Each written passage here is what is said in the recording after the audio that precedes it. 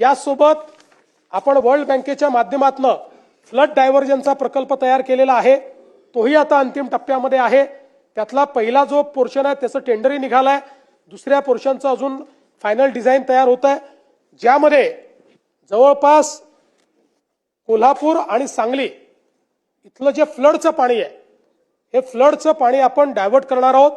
आणि आपल्याला ऐकून आश्चर्य वाटेल, वर्ल्ड बँकेच्या सिम्युलेशन स्टडीमध्ये असं लक्षात आलं, दरवर्षी फ्लडचं वाहून जाणारं पाणी हे 100 टीएमसी आहे।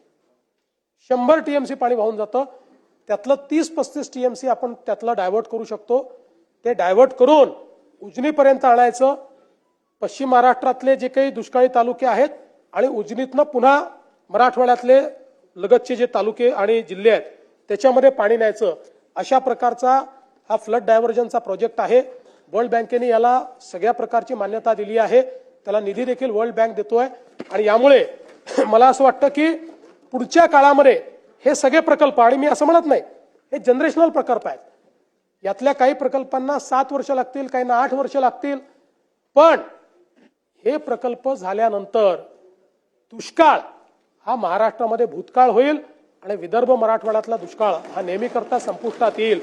अशा प्रकारचं एक ट्रान्सफॉर्मेशनल काम हे आपण या ठिकाणी केलेलं आहे।